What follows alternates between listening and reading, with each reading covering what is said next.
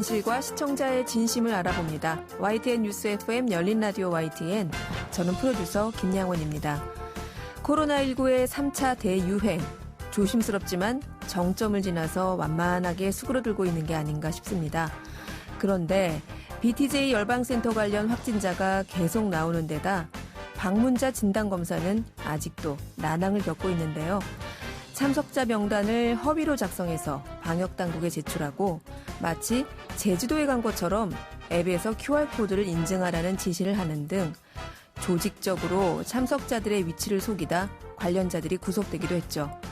대체 왜 이렇게까지 숨기고 속이는 걸까요?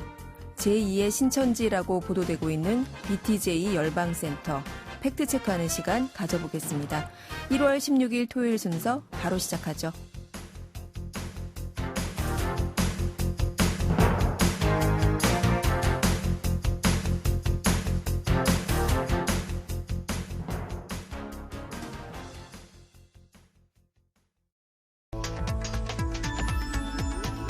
미디어가 전하는 이슈에 대한 다양한 분석과 팩트체크까지 바로 보고 뒤집어 보고 꼭꼭 씹어보기 위한 미디어 비평 프로그램 열린 라디오 YTN. 네, 지난 한 주간 있었던 뉴스들 가운데 사실 확인이 필요한 뉴스를 팩트체크해 봅니다. 팩트체크 전문 미디어죠. 뉴스톱의 송영훈 팩트체커 전화 연결돼 있습니다. 안녕하세요, 송 기자님. 네, 안녕하세요. 자, 지난 한 주는 이 상주 BTJ 열방센터와 관련된 코로나19 확진자가 쏟아지면서 이 센터를 운영한다는 인터콥이라는 데에 대한 관심이 좀 높아졌었어요. 네네. 네, 관련한 팩트체크 준비하셨다고요? 네네. 방역당국의 역학 조사 결과 이 센터 방문자들이 다녀왔다는 사실을 숨기고 확진이 됐고요. 또 이분들이 다른 사람들을 감염시키는 사례가 잇따르면서 일부에서는 제2의 신천지다, 신천지보다 더 위험하다 이런 주장들이 나왔습니다. 예, 과정을 보면은 인터콥은 지난해 10월 BTJ 열방센터에서 1박 2일 동안 선교행사를 열었고요. 여기에 약 600여 명이 참석을 했는데요. 약 두 달 뒤인 10월 셋째 주 전국 곳곳에서 일어나는 코로나19 집단 감염이 이 행사와 관련이 있는 것으로 드러났습니다. 네. 또 게다가 당국의 조사에 대비해서 이분들이 휴대폰을 꺼서 동선을 숨기고 또 이제 역학조사에 협조하지 않으면서 논란이 커졌습니다. 네. 이번 BTJ 열방센터발 대규모 확진 사례를 제2의 신천지다. 네. 제2의 신천지 사태다. 이렇게 보도하는 것은 많이 볼 수가 있는데 네. 이 BTJ 열방센터라는 데를 운영하는 곳이 인터콥이라고 해요. 네. 네. 이 인터콥. 그 신천지와 어떻게 종교적으로도 어떤 비교가 가능한 데인가요? 네, 인터콥과 신천지를 비교하는 배경에는요, 확진자 수, 이단성, 방역 당국의 협조 등이 제시되고 있는데요. 우선 BTJ 열방센터 관련 누적 확진자 수는 지난 금요일 기준으로 729명으로 나타났습니다. 네. 그리고 신천지 경우에는 관련 공식기의 마지막인 4월 29일 기준으로 5,212명이었고요. 사랑제일교회의 경우에는 9월 25일 같은 기준으로 총 1,168명이었습니다. 근데 이제 인터콥 BTJ 열방센터 관련해서는 더 늘어날 수 있는 상황이고요. 네. 이 세 곳은 코로나19 1, 2, 3차 대유행의 중심이자 순서대로 가장 많은 집단 감염 사례로 기록되고 있습니다. 네. 예. 그리고 이단성 여부를 두고는 좀 의견이 갈리는데요. 네. 우선 신천지는 기존 개신교계에서 공식적으로 이단으로 지정하고 있고요. 이에 비해서 인터콥은 기존 교단에서 이단성에 대한 지적이 수차례 있었지만 아직 공식적으로 이단으로 지정하지 않았습니다.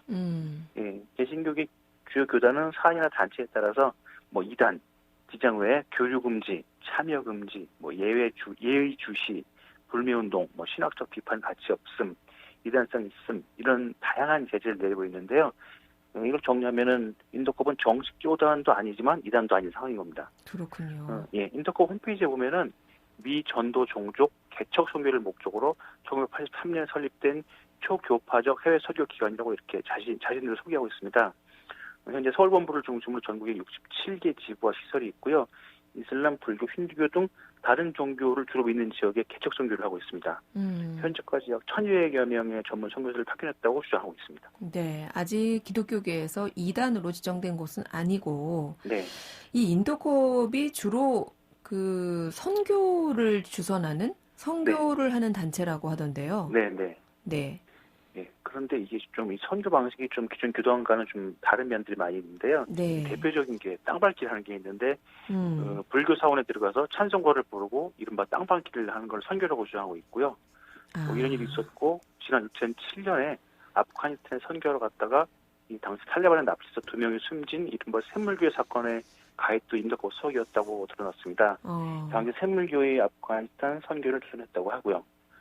또 지난 13일에는 집단 감염이 이렇게 이어지고 있는데 소속교회들이 또 선교를 위해서 요르단으로 출국한다는 보도가 나오게 됐습니다. 네.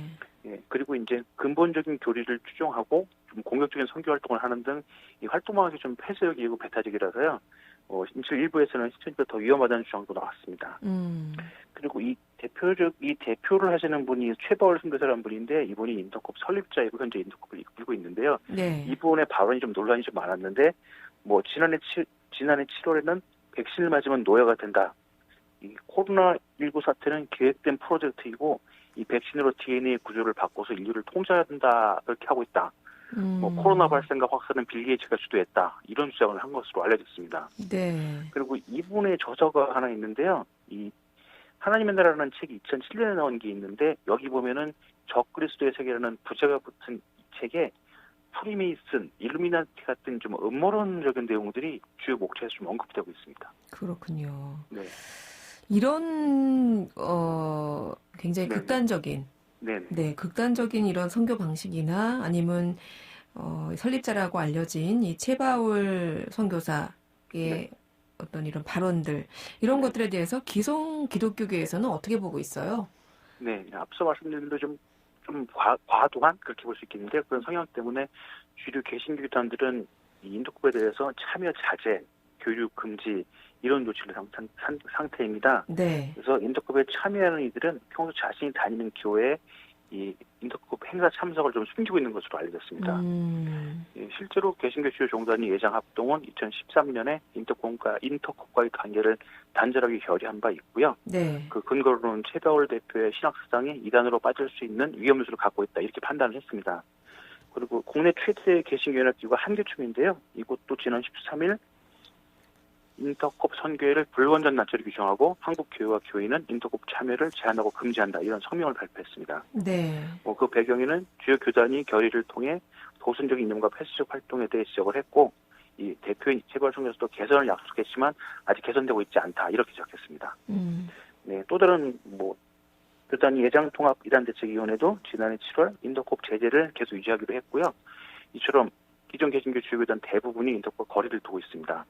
그렇군요. 한 곳이 좀 아닌 곳이 있는데요. 네. 전광훈 목사가 이끄는 한기총과는 인터콥이 우호적인 관계가 나타났습니다. 네. 인터콥은 지난 2012년에 한기총 회원으로 가입이 돼 있고요. 이 최바울 선교사는 2018년 4월에 한기총 공동회장에 선임된 바가 있습니다. 최바울 선교사가 한기총의 공동 회장을 네. 역임한 적도 있군요. 네네. 자, 정리하자면 이 인터콥 BTJ 열방센터 관련 확진자 수 이게 신천지나 사랑제일교회에 이어서 지금까지 누적 기록으로는 세 번째로 대규모 확진 사례로 기록 중이고 이 인터콥이 표방하는 교리나 음모론 때문에 기존 교단에서는 교류하지 말자, 거리를 두자 이러고 있는 상황이고요. 그렇다면은 인터콥이 제2의 신천지다 이런 주장은 대체로 사실로 봐야 되겠습니까? 네, 보시는 관점에 따라서 어떤 분들은 절반의 사실 정도 아니냐 할 수 있는데요. 네. 저희는 이런 사실 종합해서 대체로 사실로 판정했습니다. 그렇군요. 네. 알겠습니다. 자, 다음 팩트 체크해 볼 내용. 이것도 뜨거운 논란이 있었는데요. 월성원전에서 누출된 것으로 알려지면서 논란이 되고 있는 삼중수소에 대한 얘기네요.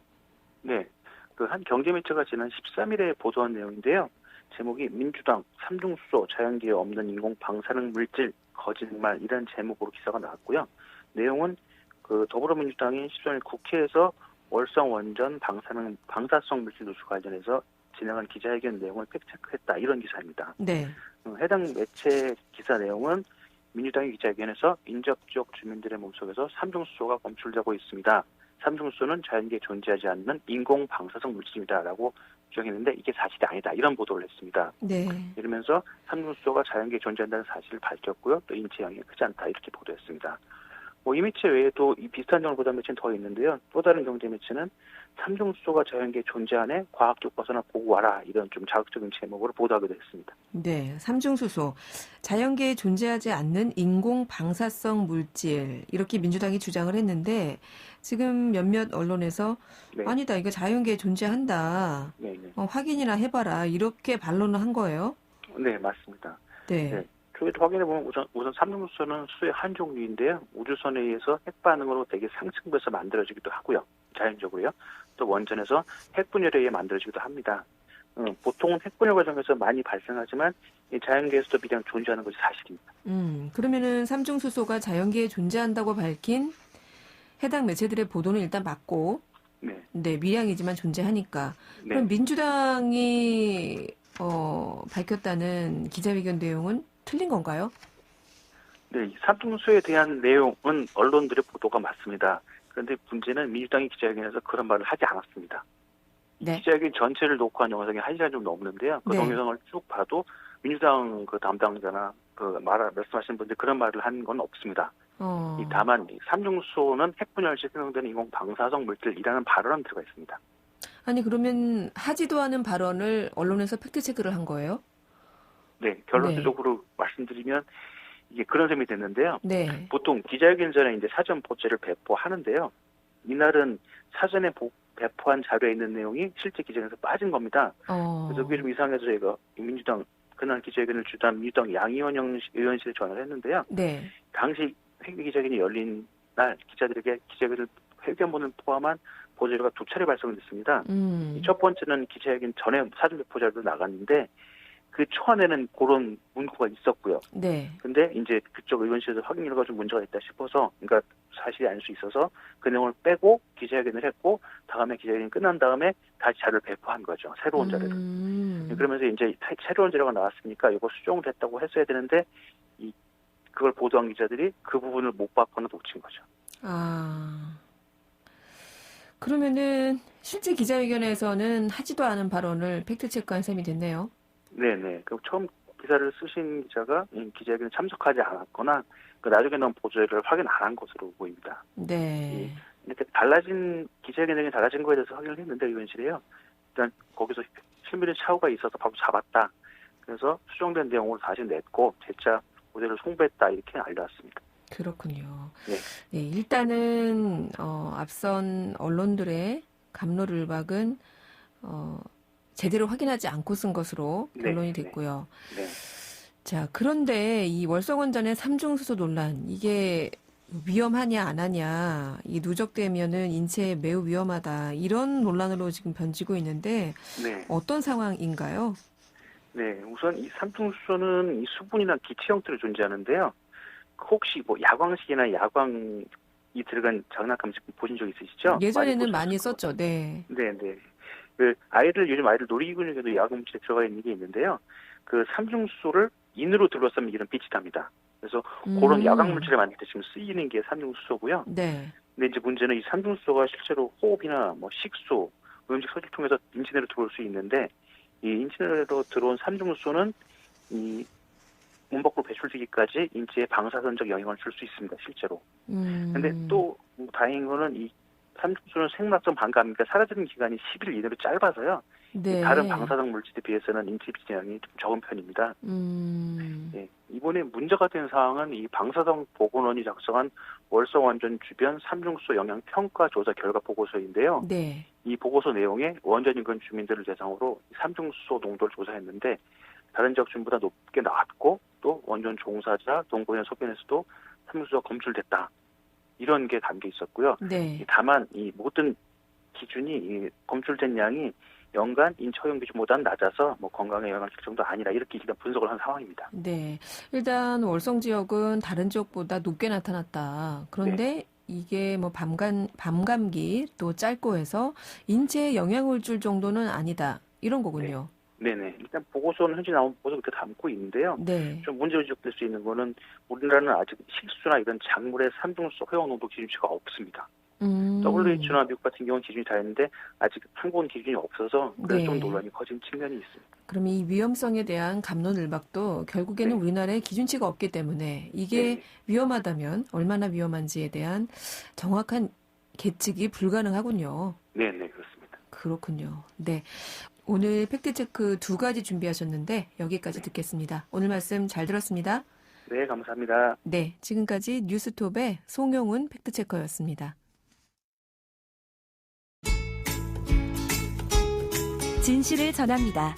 진심을 다합니다.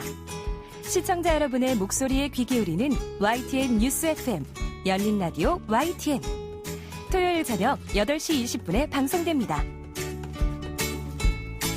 한 주간 YTN 라디오에서 방송된 프로그램들을 모니터링하고 평가해보는 시간입니다.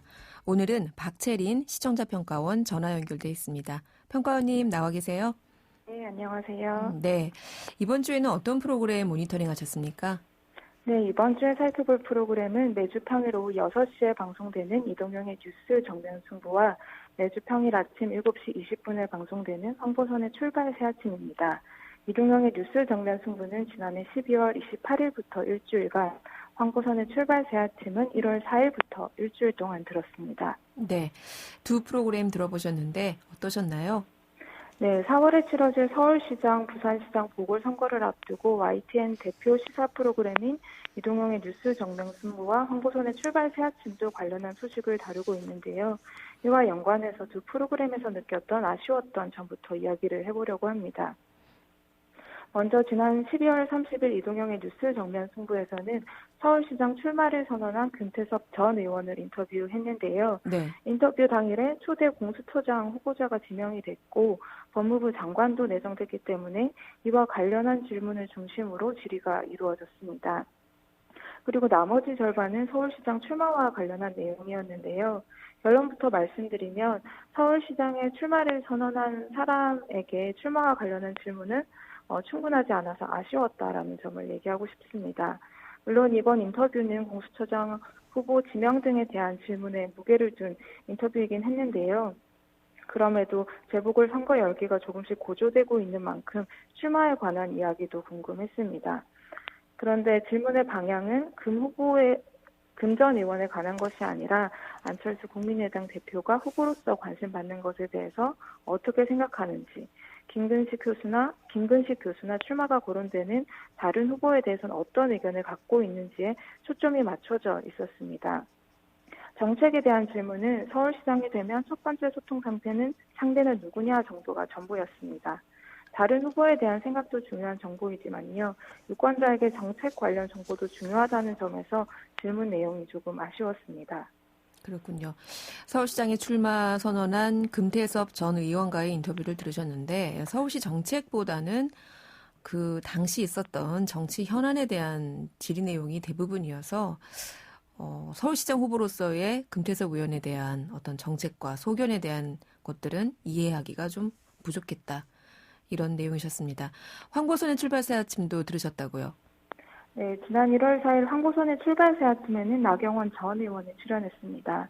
인터뷰 당시에는 출마 선언을 하기 전이었는데요.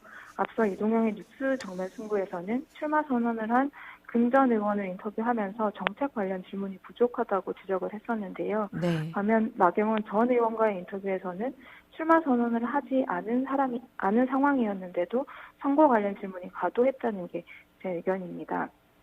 물론 많은 사람들이 나경원 전 의원의 출마 여부를 궁금해하니 관련 질문은 충분히 할 수 있다고 보기는 했는데요. 그렇지만 출마 선언도 하지 않았는데 관련해서 인터뷰하는 것을 들으면서 하마평에 오를 모든 사람을 공평하게 인터뷰하는가 하는 의문도 들었습니다. 인터뷰 질문도 날카로운 내용을 비껴나가서 아쉬웠는데요. 나경원 전 의원이 최근 한 예능 프로그램에 출연한 것에 대한 질문을 예로 들 수 있습니다. 그 예능 프로그램의 바로 다음 회차에도 서울시장 후보로 거론되고 있는 박영선 중소기업 벤처부 장관이 출연을 예고한 상태라서 서울시장 출마와 무관해 보이지 않았는데요. 그래서 이에 대한 논란이 있을 것 같아서 인터뷰에서도 관련한 질문이 있지 않을까 생각을 했습니다. 하지만 이와 관련한 진행자의 질문은 화제가 됐는데 주변 반응은 어땠냐 정도에 불과했습니다. 네. 서울시장 후보 물망에 오르고 있는데 출마를 앞두고 출연한 게 아니었는가 정도의 질문을 했더라면 청취자가 궁금해할 논란을 짚어낼 수 있을 것이라 생각을 했습니다. 글쎄요. 그 예능 프로그램 출연을 놓고서 대부분의 시청자들이 아마 곧 출마 선언을 한 모양이다. 이런 전망을 했었고 실제로 얼마 지나지 않아 그렇게 됐는데요. 그런 관련한 질문들이 좀 있었더라면 더 좋았겠다. 이런 네. 말씀이셨습니다. 네, 그렇습니다. 네. 또 다른 모니터링 내용 있을까요? 네. 황보선의 출발 제안팀을 들으면서도 느낀 아쉬운 점이 있는데요. 생후 16개월 여아가 양부모 학대로 숨진 양천 아동 학대 사건, 정인이 사건으로 불리는데요. 이와 관련해서 아동학대 방지법을 발의한 국민의힘 황보승 의원과 1월 6일에 인터뷰를 진행했습니다. 사회적 공분을 사고 있는 이슈인데다가 법망의 허술함이 밝혀진 만큼 입법이 정말 중요하고 이 인터뷰도 필요하다는 생각이 들었습니다. 이때 인터뷰에서 진행자는 관련 법안이 정말 실효성이 있는지, 재발 방지엔 효과적인지 등 최소한의 검증을 요구하는 역할은 하지 않아서 아쉬웠습니다. 아동학대 사건과 관련해서 많이 지적되는 부분과도 일맥상통하는데요. 정치인들은 사건이 발생하면 반짝 법안을 쏟아냈다가 이후 입법까지는 신경 쓰지 않고 있습니다. 언론도 실효성이 검증되지 않은 법안을 앞다퉈 보도할 뿐 진심으로 관심을 갖지 않는 과거를 되풀이하고 있는 건 아닌지 고민해볼 부분입니다. 네. 반짝 관심에 그칠 게 아니라 지속적인 후속 보도도 저희가 관심을 좀 갖겠습니다.